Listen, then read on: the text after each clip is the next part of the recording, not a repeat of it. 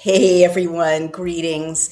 It's Naomi Wolf, and I'm here with Outspoken as promised.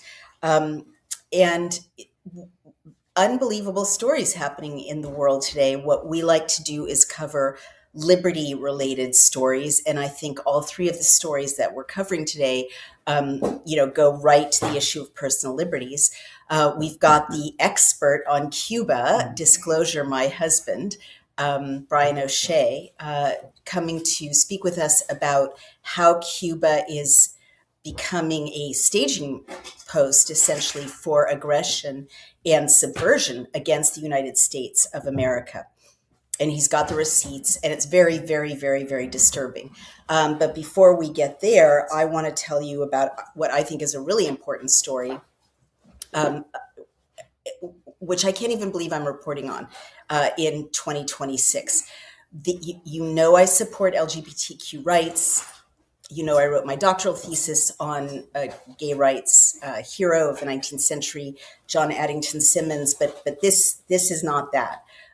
Basically, you've all been following the way that, bizarrely, the trans discourse has led to boys competing in girls' sports and boys thus winning against girls because, as we've all known as a species for the last, as long as there's been recorded history, men are physically bigger and stronger than women.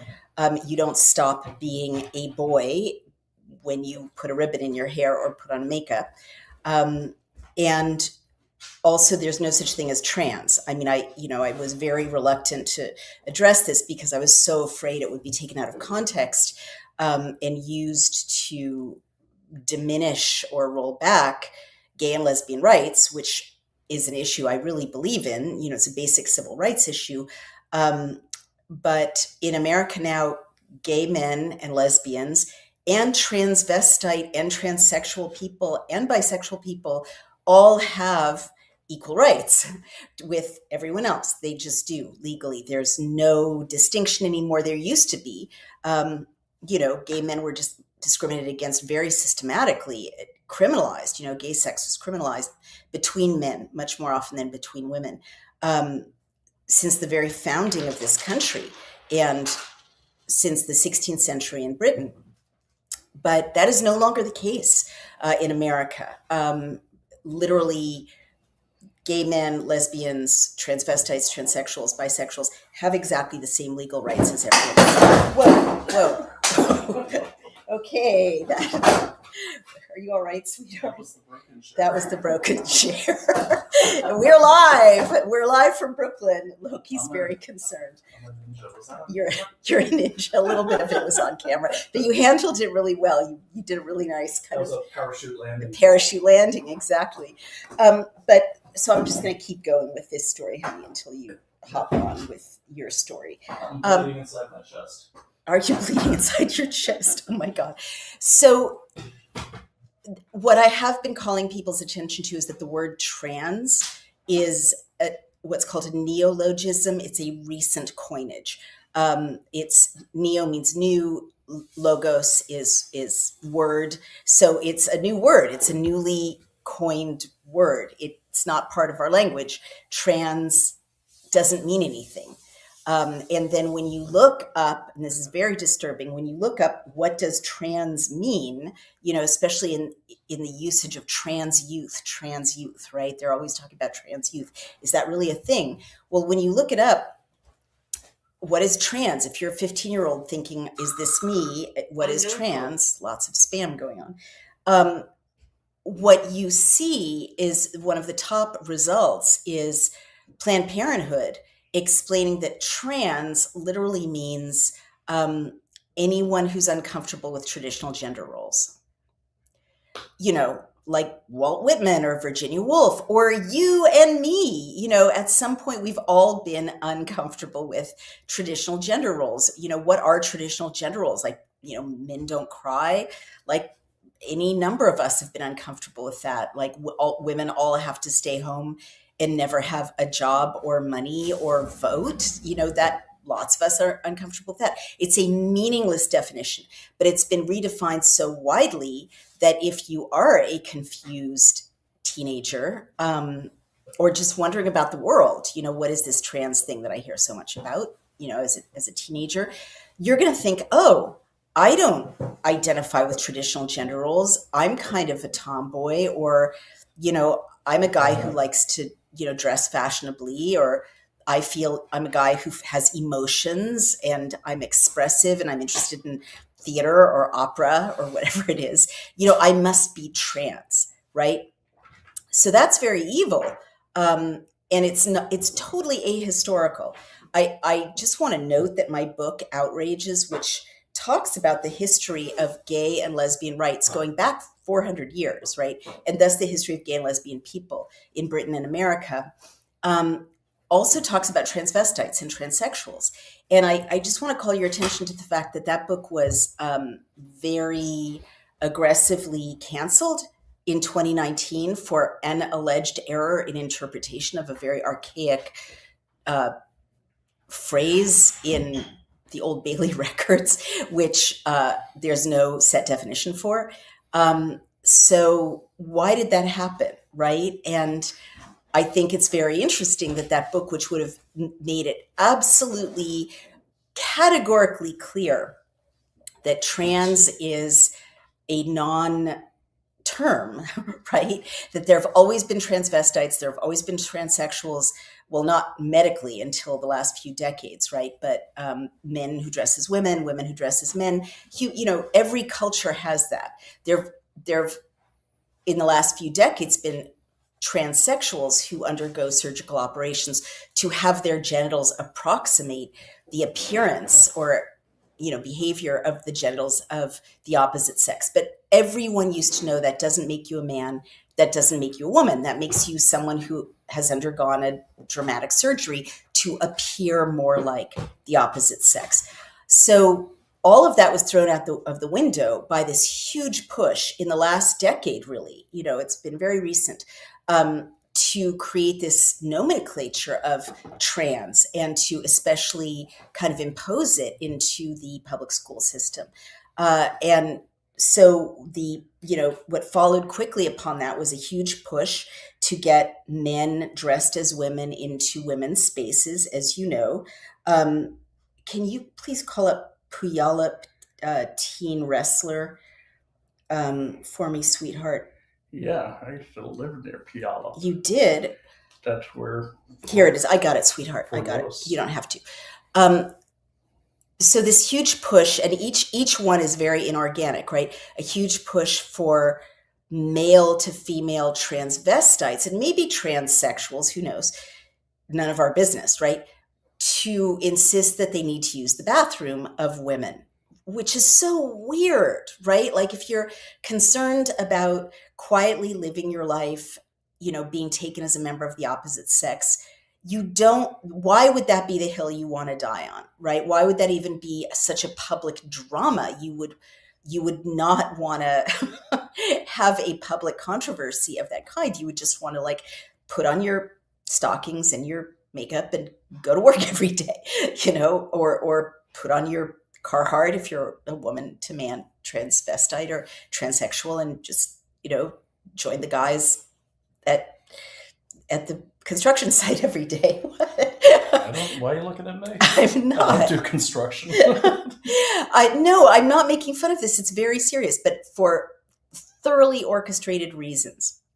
The definition of inclusion and visibility, which is another nonsensical term, right? What does it mean to be visible? We're all visible unless you're blind, in which case nothing's visible, right? You're just as visible outside of a woman's bathroom if you're a man in a dress as you are in a woman's bathroom.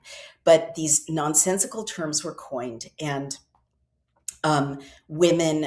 biological women had to not be transphobic by accepting the very, very dangerous situation of men, nominally dressed as women, whatever. It doesn't matter. Dressing as a woman doesn't make you a woman, in women's bathrooms. And I've posted a lot about this, but I'll just recap.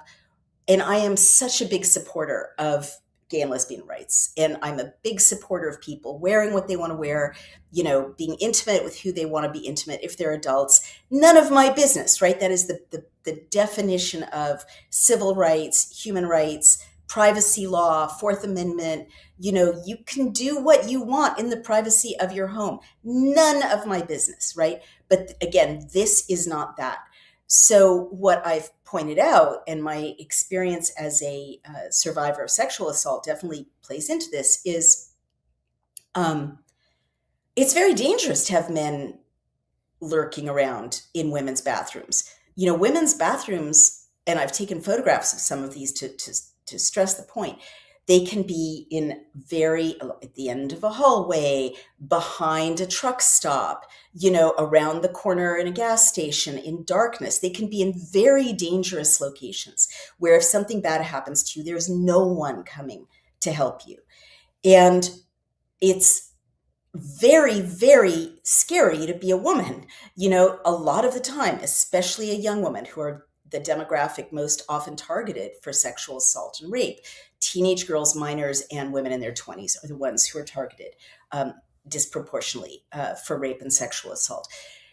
It's scary enough to travel as a young woman, especially if you're broke and you have to take Greyhound or public transportation. It's scary to try to get from your bus stop to your home, but it's absolutely terrifying to use a bathroom that which is by definition out of the way of assistance, help, right? If you're assaulted, and have a male person, maybe in the next stall, maybe waiting for you when you come out, maybe dragging you into a stall again to molest you or terrorize you. I guess the other thing I want to say about this weird, I've concluded, fetishistic push, when people initially said it's a fetish, I was like, that's so transphobic.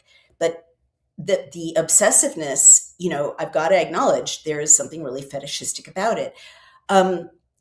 If you're a woman, that some men, and you run into this all the time, usually when you least expect it, or you're the least prepared for it, but some men just enjoy, it's not all men, I'm not being androphobic here, but some men, plenty of men, if you're a woman, you experience this, like scaring women. They like making them uncomfortable, especially sexually. They like to witness their discomfort. They like to intimidate them. It makes them feel powerful. Maybe it turns them on. I don't know. They're disgusting perverts. I haven't, gone deeply into why, except for basic feminist theory 101, which is about power, and, that some men just like that power. But I've been in jobs as a young woman where, you can't, it's not even illegal, right? But I had a male supervisor when I was 19 working as a file clerk in an office. And he used to literally stand with his genitals an inch away from my shoulder. He would stand behind me, positioned with his groin essentially like an inch away from my back. And he would just stand there smoking his pipe, as I filed. You can't, what are you going to do? There's no recourse. You can't file. Maybe these days you could file an HR complaint, but he's not touching me. He's not verbalizing anything. He would just stand there, fully aware of my extreme discomfort and the fact that he was invading my personal space. That's a minor example of the many ways. I mean, who hasn't been flashed at, right? Right? I'm getting the thumbs up here.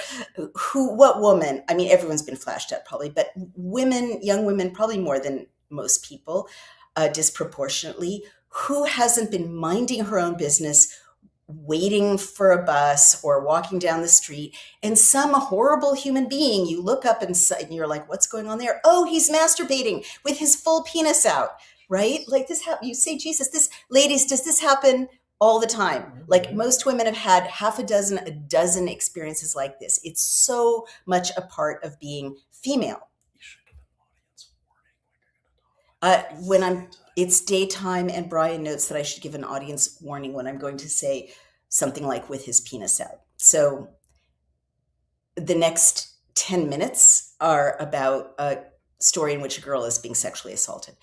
A lot of the times, men who like to make women uncomfortable, make them uncomfortable, they do it in a way that is so weird that the women sound crazy or oversensitive or hysterical if they try to narrate it. Like, I remember when I was in Scotland, another trigger warning, everyone, I'm about to say something grown up. When I was in Scotland as a young woman writing The Beauty Myth, there was a guy who used to just lurk around the bus stops, and he would have, trigger warning, he would have masturbated. And then he would just like put his hand, it was so creepy, past the barrier where you're waiting for your bus and do this with his semen. Like, literally strange and weird, but creepy. But if you're a woman and you try to call the police and say this man was doing this with his semen, they would think you're insane. This kind of thing happens to women all the time. So my point is, it is not trivial that the mission of a very, in my view, artificial manifestation of a very artificial branch of the transvestite, transsexual rights movement is insisting on access to bathrooms, to women's bathrooms. It's dangerous. It's going to result in, if it hasn't already, sexual assault, but even without sexual assault, sexualized intimidation, invasion, invasiveness. And now I want to talk about prisons. There are prisons in California where women inmates are begging for help because, and this is happening in Britain too, male to female transvestites, transsexuals, who knows, men who are identifying as women are being placed among women, including rapists, including child abusers. And the women are being raped.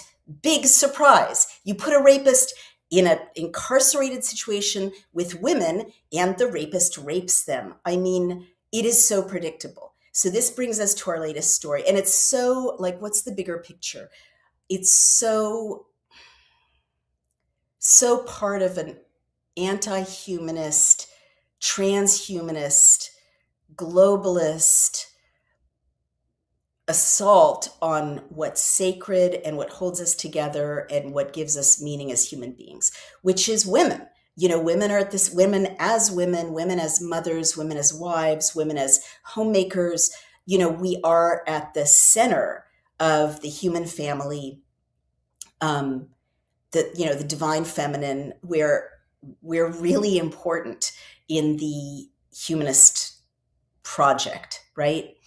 And I think it's very, very interesting that people who hate people, or maybe whatever they are, elites who hate people, communists who hate humanism, humanity, individuality, the sacred, they're going after women.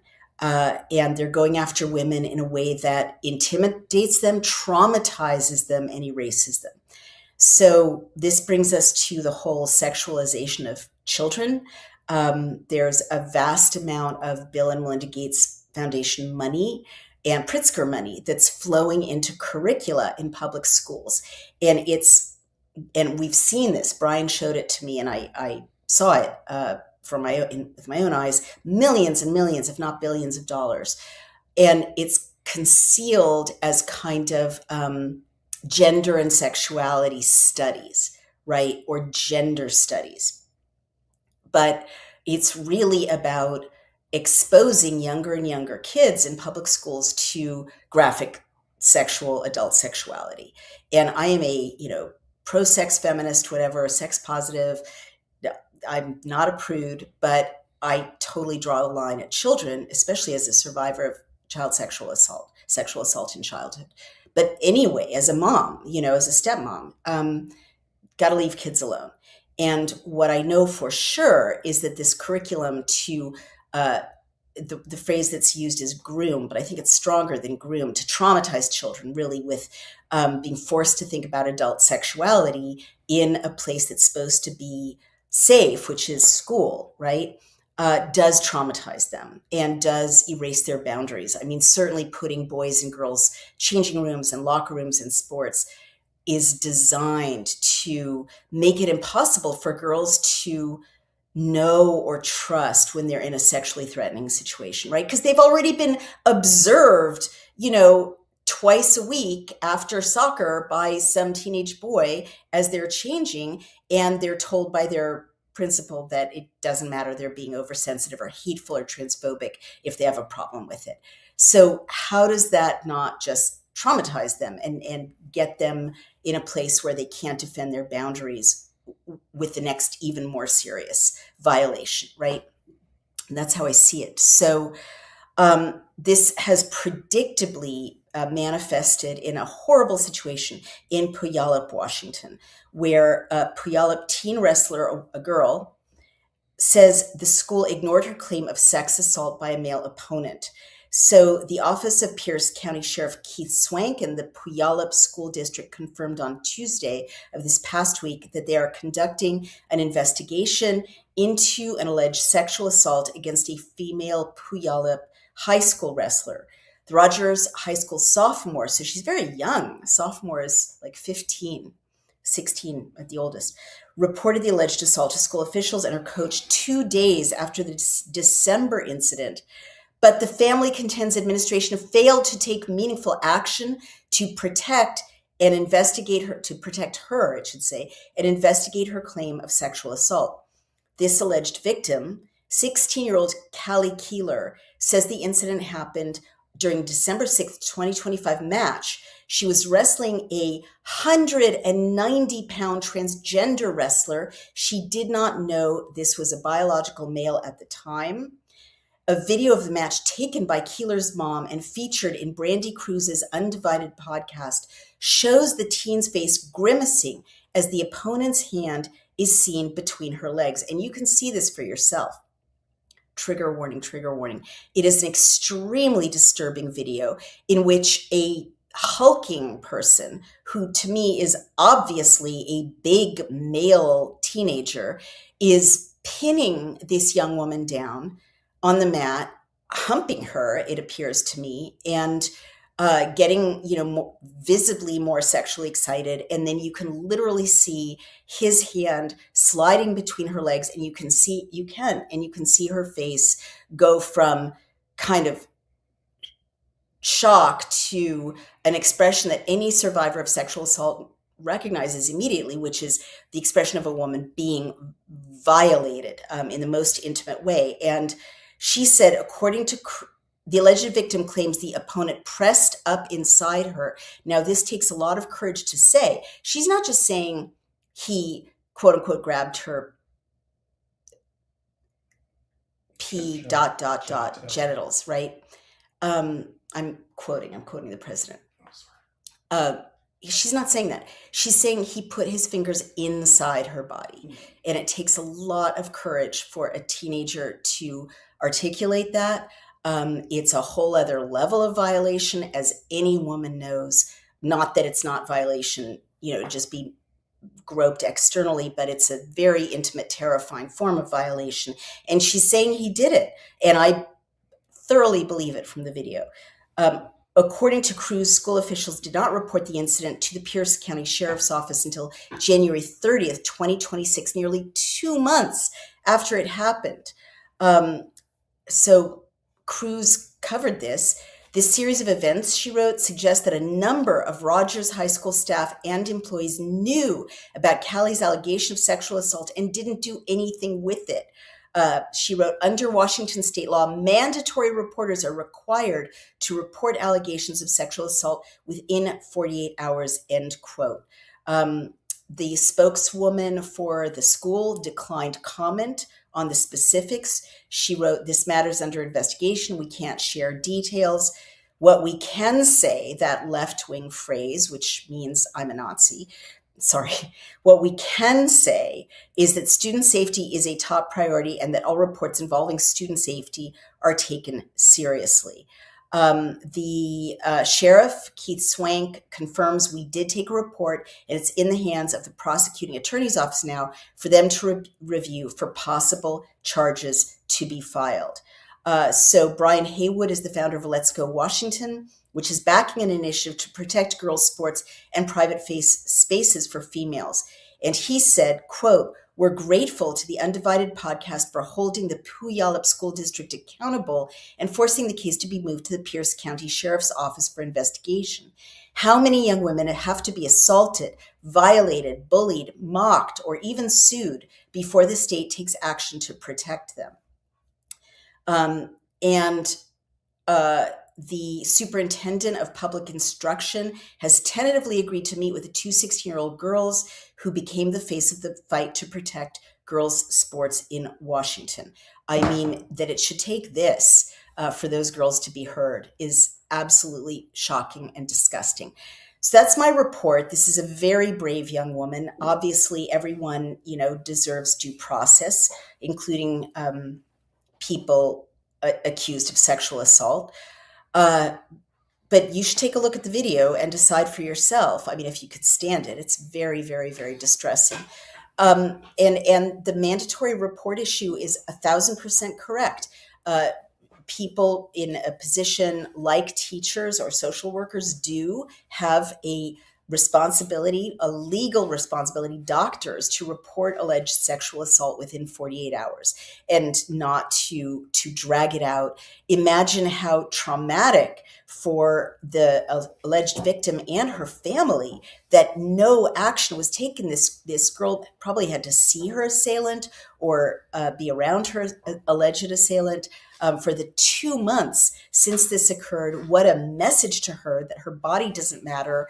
The violation of her doesn't matter. The injury to her doesn't matter. I mean, I can't bear to think about it. When you're 16, you could be a virgin. It could actually be an injury. Well, it's legally, if that happened, it is sexual battery. It is sexual assault. It's not trivial. And also, how predictable. You let boys say, sure, I'm a girl, and then they jump on top of girls, and some boys are going to be violent and sexually abusive, like literally so predictable.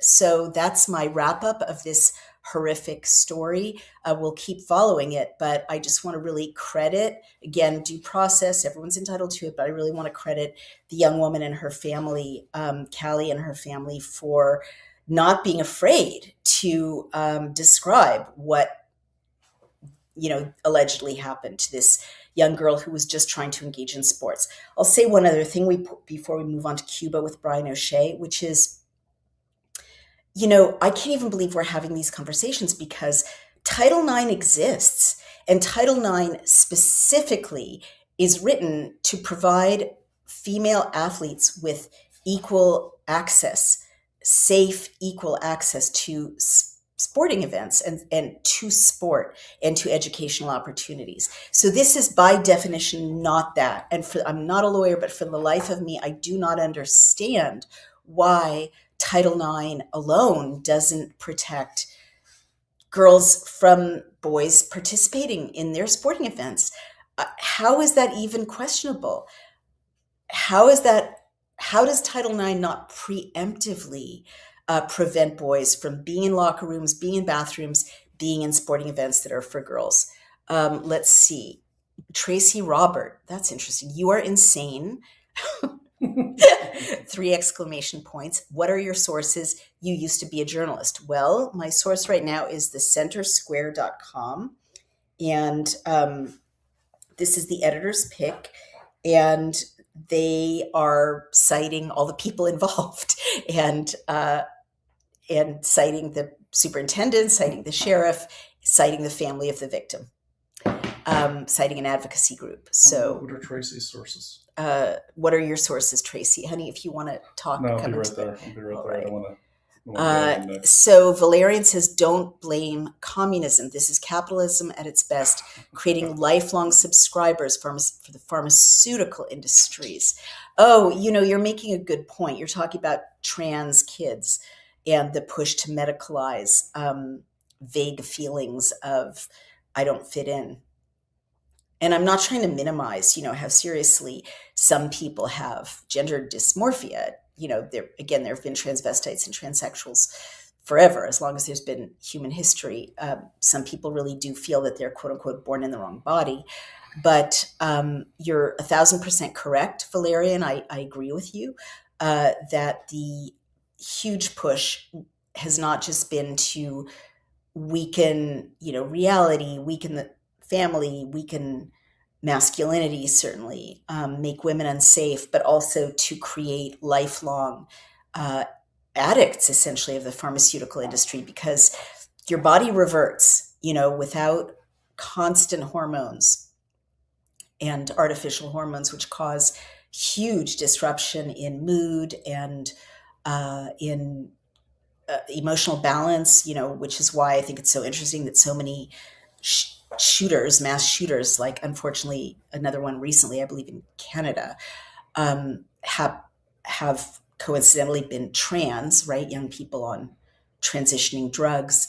You need to have the drugs forever or your body reverts. If you're male by birth, you'll go back to being male unless you get that, estrogen. If you are female, you'll go back to being female unless you get that testosterone.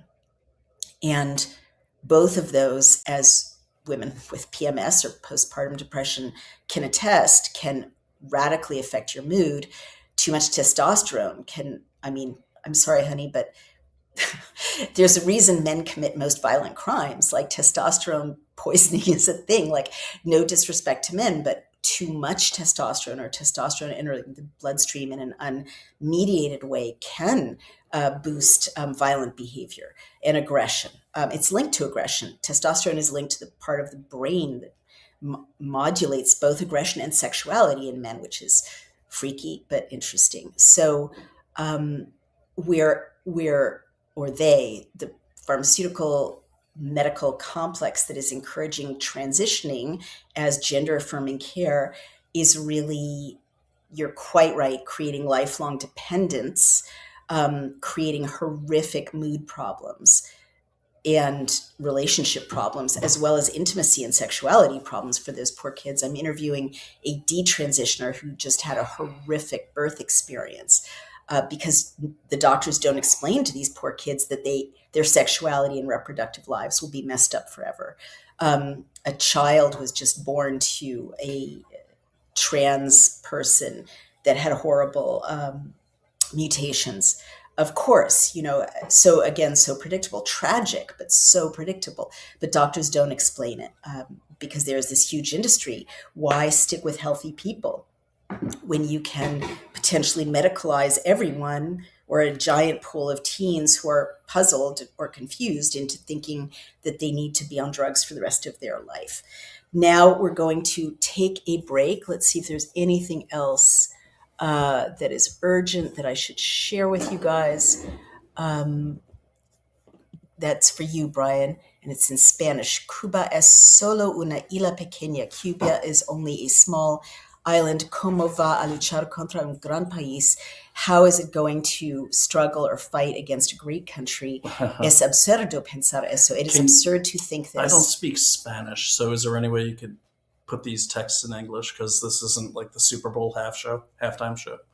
Would that be good? Okay, sure. Okay. If you could do that, that would be great. Go ahead and get started, baby, and I will call up the ads. I'll let you do the ad read first. I want to read the comments. So, hello, everyone.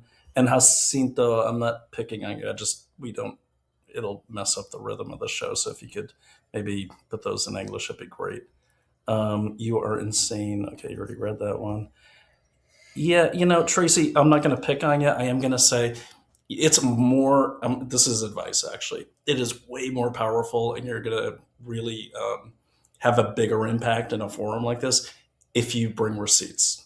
So if you disagree with Naomi, and I'm not just defending my wife because I'm not, but like one thing that I cannot stand, I think all of you probably can't stand either, is what I call social media graffiti.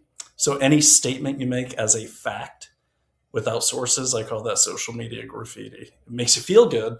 It's like a Snickers bar, but cook yourself a steak and bring some sources. Bring the steak. Okay, well, let me just jump in there. And I just want to let you guys know this. If you take a drive through any major city after sunset, you'll notice something strange.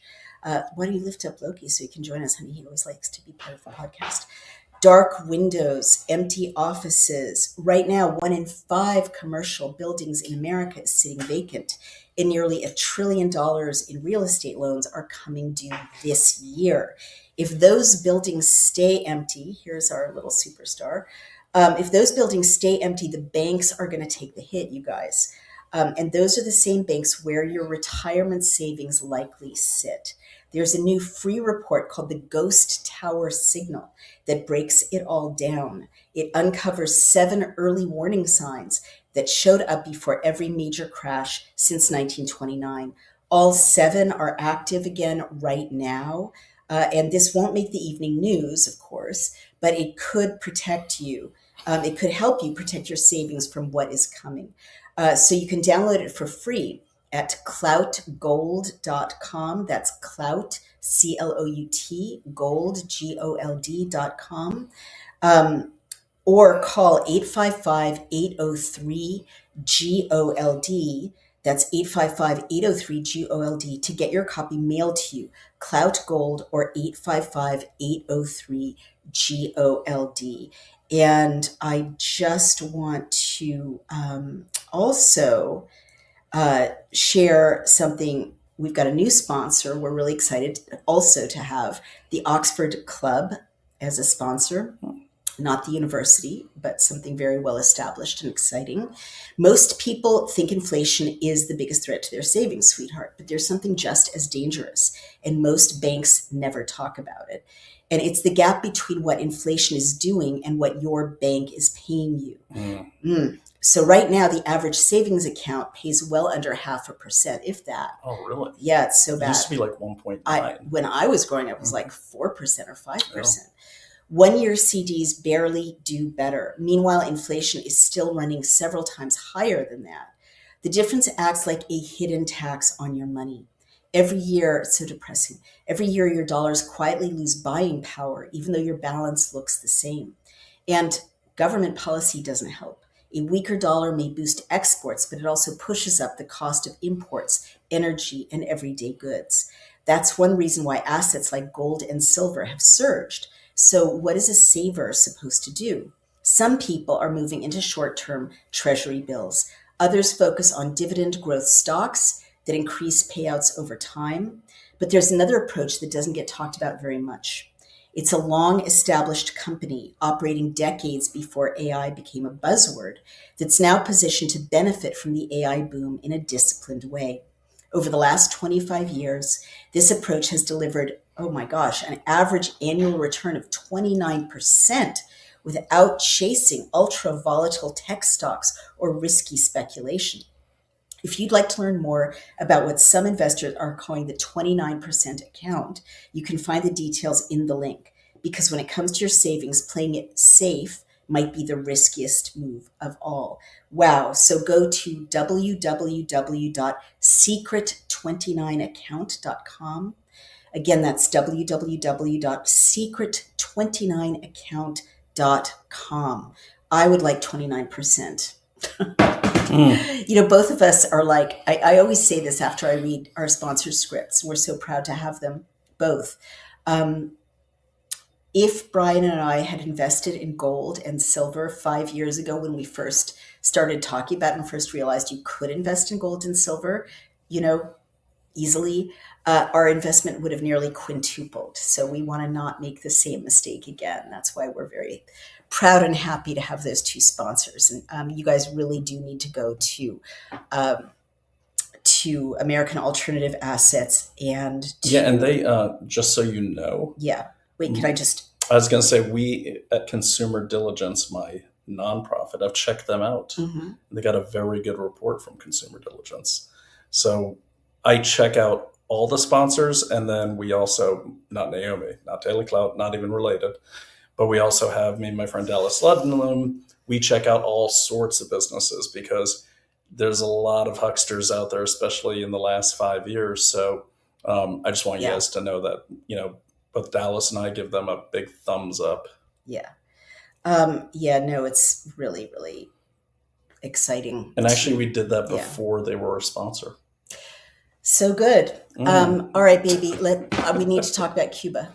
What's the deal with Tell Cuba? you what, let's switch. All right, I'll hold the dog. You tell us about an existential threat.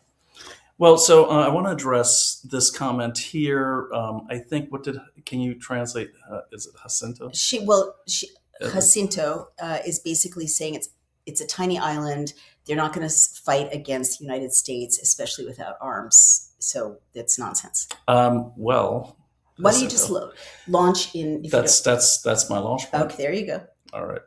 So, Jacinto, that is the ruse, and that's always been the ruse about Cuba. And by the way, guys, I'm not a Cuba expert. I literally have barely looked at Cuba ever in my life, except in the last 3 days. You're more of an expert than anyone I know. So, well, I know I'm an insurgency expert from my special forces days and intel days. Yeah, that's pretty expert. So, really, Jacinto, and addressing the whole audience. The threat from Cuba right now, a lot of people see, and I'm going to try to make this organized. I'm a little tired, but a lot of people see the little island and they see the president saying, we're not the terrorist state. We just want to feed our people and everything.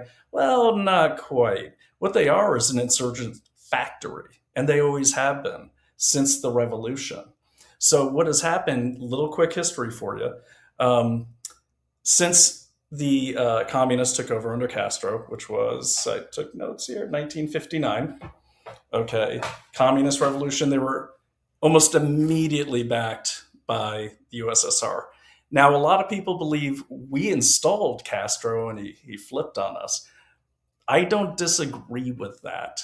That's a whole nother topic, and I'm going to address another comment from John Santiago. But so what the USSR would do is they'd pump money into Cuba, and then Cuba would basically train all sorts of insurgency forces, and then they'd ship them out all over the world. Angola, they fought against us in Grenada. Wow. They had Cuban troops there. In Ukraine in 2023, and I think as late as 2024, thousands of Cuban trained militia guys were imported by Russia to fight the Ukrainians. So, which is kind of ironic because it's the left and the liberals and the socialists that are all about Ukraine, but they're also all about Cuba. And they don't realize they're dumping American money into fighting their other allies in the communists. So what I want you to take away from that, Jacinto, is it's not that the people of Cuba are the problem. The people of Cuba hate communism. And I would recommend everyone go to Rebel News. Alexandra Lavoie, is that how you say it? You speak French. Alexandra Lavoie, if I'm saying that correctly, was kind enough to let me feature some of her footage on an upcoming show of mine. But she actually went undercover as a tourist with her Spanish-speaking colleague, and they were in the alleys and everything talking to people, and people are talking low. It's very repressive. This image we have of Cuba is of, oh, it's so cute. Look at the colorful buildings and those old 1950s cars. It's just so awesome. Look closer. Those cars are taped together half the time. There's garbage everywhere. It's just the square where the tourists go. That's the facade. But those cars should be indicative of something else. Nothing's changed in Cuba since the 1960s. There's been no progress at all. These rolling blackouts that everyone's blaming Donald Trump on, they've had those for years. Why? Because they have an aging infrastructure. Now, this is really weird because so much money has poured in from Russia, from China, a ton of money, Venezuela, and many other communist-leaning countries in the world. But why isn't the infrastructure better? The only infrastructure that's improved at all is the one that supports some energy to the not one, not two, but 4 foreign military bases on Cuba, 1 from Russia, which has been there for a long time, and then 3 from China, signals intelligence bases capable of collecting military comms, especially at our Special Forces Command, which is right in Florida, in Tampa. And that's been going on since 2022. Biden knew about it. They refused to address it. His spokesman for the Biden administration, Biden's spokesman for the Pentagon at the time, the Air Force general, I forgot his name, actually said, no, those are false reports, blah, blah, blah. Oh, wow. So they hid a threat to the United States from the A American major ongoing active threat on behalf of a communist government. That's what the Biden administration did. And not just the Cuban government, the Chinese government. Okay. So I'll land this plane really quickly. But then the Wall Street Journal, not exactly a Trump-loving publication, they did a whole report. They're like, no, there are bases there. And then several others did, like communist bases. Chinese signals intelligence sites. Wow. And I started my career in signals intelligence, so I know exactly how that works. So I wanted you to explain briefly what is signals intelligence and why does it matter? Signals intelligence is eavesdropping on communications, plain and simple. Now, in today's world, it's a little more complicated. You're getting into computer hacking and everything. But in a nutshell, anything that falls into the realm of the like signals, phones, radios, cell phones, computers now, that falls into signals intelligence, or SIGINT. That is the primary job of the National Security Agency. So what's the big picture danger of having signals intelligence, communist Chinese bases in Cuba right off our mainland? Everything. We'll just explain because I don't know. You can figure out every single military plan, especially the Special Operations Command, which are 90 miles away at SOC CENT and SOCOM headquarters in Tampa. I mean, just think about anything you could. The thing about communications, which is why the NSA is so well funded as part of the DoD. Department of Defense. Yeah, I think they may have moved over to DHS. I'm not sure, but when you're eavesdropping, you're getting people candidly. You're getting plans candidly. Right. Okay, so there's no human interpretation. Human intelligence, or human, what you guys might call spies at CIA, which is their primary mission. There's a game of telephone there. So if I hire an asset, I'm a CIA case officer, and I get John Santiago to tell me what's going on inside the Cuban embassy, he's going to do his best to get me that information. Okay. But he's going to write it down, or he's going to try to remember it. So it's filtered through him, whereas this is raw planning in the United States. And then I, as a case officer, maybe my career is not going so well. I might pump up that intelligence to get a promotion. Right. So that's human. SIGINT is raw data. That is what's being said. You can trick it, and there are ways to do that, but that's a threat. The other threat. Yeah. So can I just jump in? Yeah, go ahead. So by not disclosing this to the American people, the Biden administration once again committed a giant act of treason, correct? Yeah, and got outed by the Wall Street Journal. And then they said, then Kirby, the spokesman for Biden, he's like, and he was always kind of like a used car salesman type. He's like, well, wait, it's not that we didn't tell you. We didn't speak it or make a statement about it to you. Oh my God. It's kind of like George Costanza with the King. Gone. And then, okay, so go on, talk about. And then it's largely confirmed. But the Chinese are still saying, oh, there's no basis there. Oh, they're still denying the basis. Still denying it. But that's just that's just intel. Okay. And, I hate to burst everyone's bubble that thinks that intel are a bunch of assassins. They're not. They're just collectors. But they feed that intel to operational units. Okay. And the biggest danger, there's two dangers I see with Cuba now, even if this regime falls. That is that they have the avispas negras, which are the black wasps. The black wasps are trained.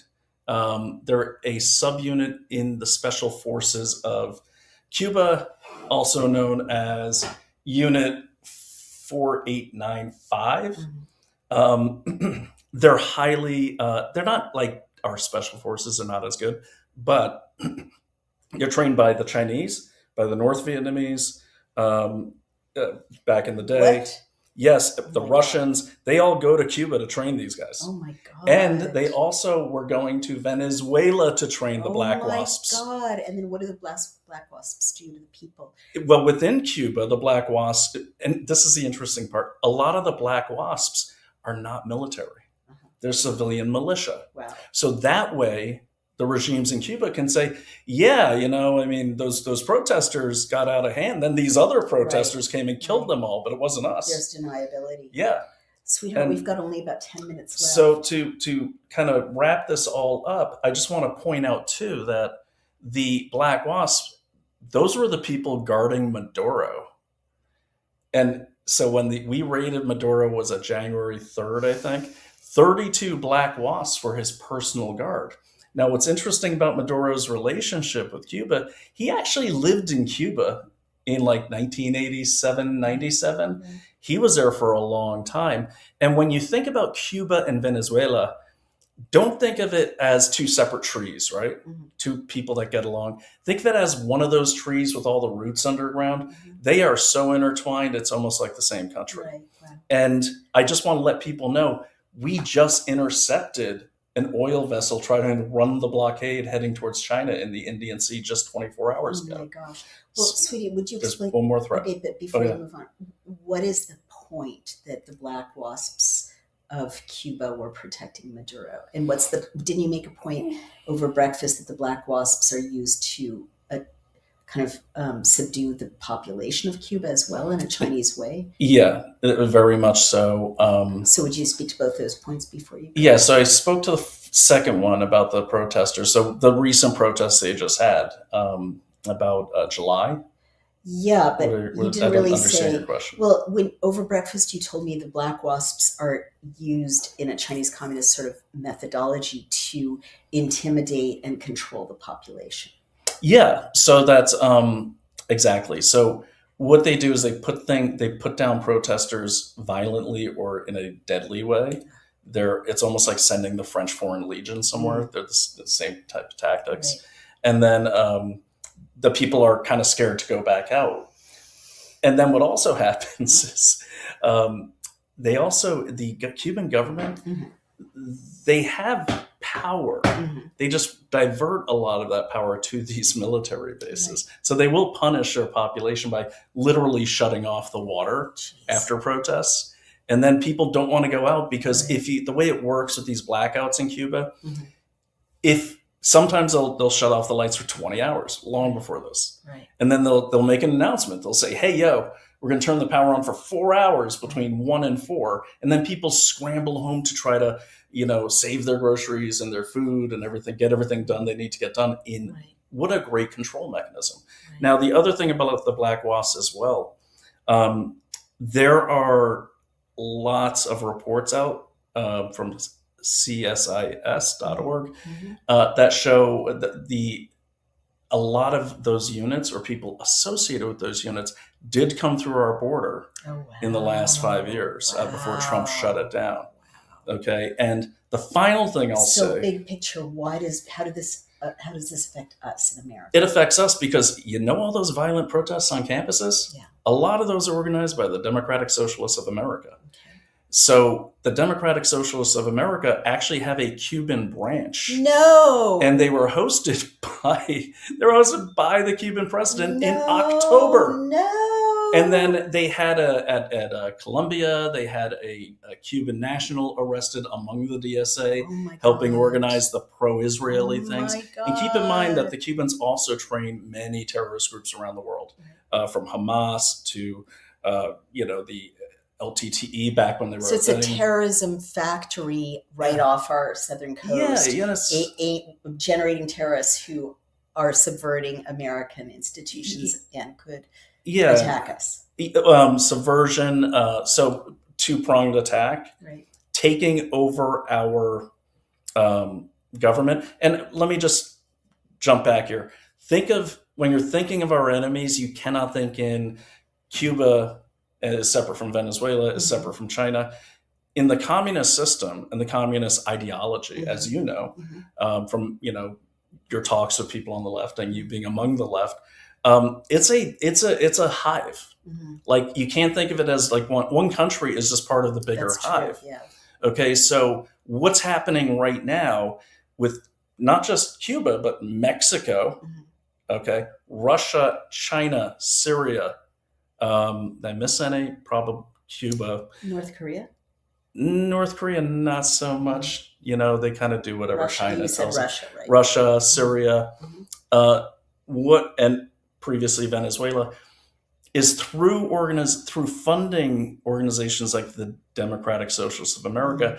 They're slowly taking over the Democratic Party. That's right. And that's what's happened in New York. We have a Democratic Socialists of America mayor, Mamdani, and administration. So they're doing the entire squad. The entire squad. Ocasio, Rashida Tlaib, they're all DSA. And I would recommend everyone go to like Key Wiki if you want, or you could just go to the DSA. It's a dsausa.org. And they're not only taking over the national, the Democratic National Committee, Commission? DNC committee. DNC, yeah. I never cared enough to look it up, but now I do. They're taking that over, but down to the other threat, and a lot of this is funded by communists. Let's just call it the communist hive, because it comes in from many sources. Right. Even within our own government. A lot of the other big focus is landlords. Landlords. And we'll talk about that another time, because I have some direct information that I have an asset, a human asset, who's actively collecting this stuff right now live with his comrades who all love him. So, so that is the threat right now. So that's really scary. And we've seen the DSA, for instance, and then also the Party for Socialism and Liberation, also heavily funded by communists. By communists, just those are the countries I named. Right. What's the end game? Okay, well, the end game is to basically create a government that's more of a bureaucracy. That's why you've seen so many attacks on the executive branch and the judicial branch, but you never see it on the legislative branch. Right. And that's how it's easier to control a population, with the end goal being a slave class system. Because let's face the facts, Mandami, he shoveled a little snow, but he also put out an announcement before that saying, hey, tenants and landlords and residents, you're responsible for digging out your cars and digging out our fire hydrants. And bus stops. Insanity. Okay, they're not, the point is, the communist masters don't do the work. Right. They create a slave population and they say, hey, you're doing this for the revolution. Right. Oh, so scary. Thank you for putting that all together, sweetheart. Barry More to follow. Atkinson. Yeah, no doubt. Barry Atkinson, our good friend, says, wasn't the mayor of Los Angeles a darling of Cuba back in the day? Do you have any knowledge of that? Who? The mayor of Los Angeles. Again, I'm new to the Cuba research, but I will make note of that and look it up for you. Oh, and I did want to recommend to people, my friend Peter Schweitzer, who not a close friend, but we know each other, you know him. He just came out with this great book I'd recommend to everyone. It's called The Invisible Coup. One thing about Peter's work, usually the last fifth of the book is all citations, always brings his receipts. And he doesn't take great leaps if he doesn't have facts to back him. Highly recommend Peter Schweitzer's Invisible Coup. And let me just end my section with a quote from one Fidel Castro. And what Peter's thesis here is that migration is a weapon, and it was first successfully used by none other than the Cubans. And let me see. Go ahead, do your thing while I look this up. I can't. It's another subject. Oh, sorry. So what about posting it in the comments? No, because it's better. It's better read. Let me just you do your ad read, and then I will. Come on, darling. Work with me. Come on. Well, just to remind you guys. It's for the revolution. That in case you think that inflation is the biggest threat to your savings, there is a way to avoid or protect your savings from the way inflation eats it up. The way that every year your dollars quietly lose buying power, even though your balance looks the same. And what some people are doing is looking into a long-established company operating decades before AI became a buzzword that's positioned to benefit from the AI boom in a disciplined way. And over the last 25 years, their approach has delivered an average annual return of 29% without chasing ultra-volatile tech stocks or risky speculation. And again, if you want to learn more about what some investors are calling the 29% account, you can find the details in the link we'll share. And you should do that because when it comes to your savings, playing it safe may be risky. So you should go now to www.secret29account.com. That's www.secret29account.com. So why don't you wrap it up, baby? Yeah, and I just want to say Derek Iverson said, super duper unfollow. Y'all have lost your minds. Derek, be a man and prove me wrong. Okay. That's all I'll say. Baby, just wrap it up. Sorry. We've got to go. Be a man, Derek. Mama. Okay. Thousands of people, this is called proof of concept from Peter's book, Invisible Coup. Thousands of people crowded into small boats and were illuminated by carbon arc searchlights scanning the perimeter of the Mariel Harbor in Cuba. The shoreline teemed with men, women, and children, carrying little more than the clothes on their backs, hoping to escape Fidel Castro regime on trawlers, yachts, commercial ships, and sailboats. They used anything they could to survive the trip across the ocean to Miami. And the patrol boats and armed guards kept a careful watch as the crafts assembled for the journey, making sure they leave, okay? The President of the United States, Jimmy Carter, had assured, quote, an open heart and open arms. You probably remember that quote. What you might not have heard was probably puffing on a cohiba and countering with, I wouldn't even do that. Castro's actually quoted as saying, I'll fill his arms with shit. Wow. Okay. So they're among the many people that were intentionally almost like exiled from Cuba. It was in 1980, 1981. Right, I remember that. Easily 7,000 of them had typhus, had diseases, but not only that, he had actually emptied a lot of them out of the insane asylums and the prisons. And remember when I do remember that. Maduro actually said he did that, and then Donald Trump repeated it. And they said he was racist. They said he was racist. Yeah. Okay, so maybe I hate to interrupt you, but we have to just highlight one more story before we go. Yeah, sure. It's at the end of our hour. Is that your last quote about your? I like where you're going with that. Yes, may I exit? You may, darling. You can sit here and. Okay, I'll hold the dog. And hold the dog or entertain him while I just wrap it up with one last mention because we've run out of time. But I did want to call your attention, everyone, since liberty is our theme, to the fact that Japan has elected a new prime minister. The world is covering it. The Western legacy media, like the New Yorker, which I'm looking at, is covering it as a hard right nationalist right-wing victory. And in fact, their headline is "The Woman Behind Japan's Rightward Shift." The subheadline is "How Sanai Takaichi, the country's first female prime minister, won big in last weekend's election." And all over the legacy media, you'll see Takaichi described as right-wing, hard right. And they're actually in this article trying to dismiss her victory as a cult of personality. But if you look at what she's doing, and I'm just going to highlight it. We'll go into more depth in our next episode. She's doing something that used to be called like normal common sense statecraft. She's engaging in sovereignty. She's, which is, I guess, considered really hard right now, but it used to be just what nations did, especially after nation states were kind of codified, secular nation states after the revolutions in Europe of 1848. But she's saying we have to defend our sovereignty. We have to defend our culture. We're not going to take, millions of Muslim immigrants from totally incompatible cultures like rural Pakistan, where they have child brides and honor killings.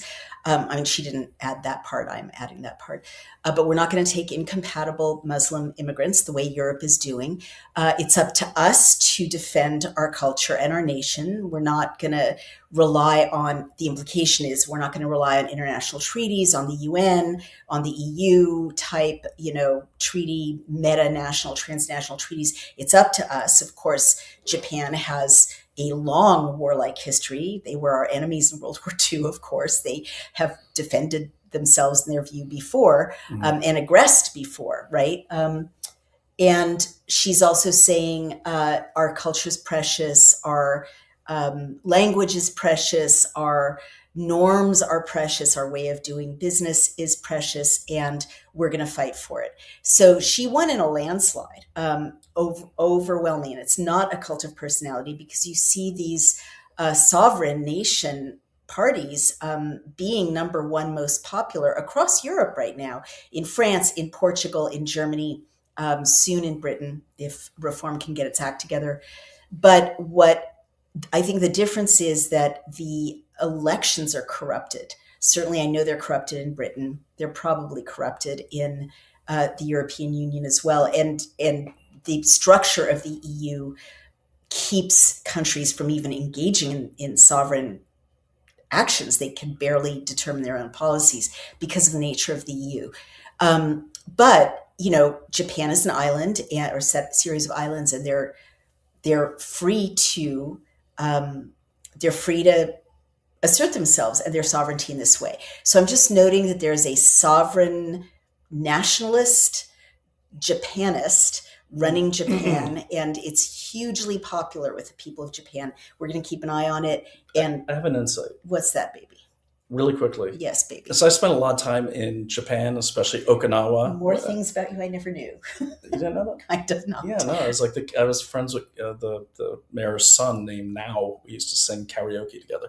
But one thing about Japan is that's the New Yorker, I'm guessing, wrote that? Yeah. New Yorker. Okay, so Japan's always been highly nationalist and highly Japanist, if that's a thing. Right. So I can recall a time where I was all alone running my operation, which is down in the Philippines from Okinawa, and it got a little lonely at night. So I was there alone on the base. So I went across the street. They have these big high rises full of bars. And then I'm walking by, and a lot of the bars said no whites, Wow. Japanese only. Wow. Okay.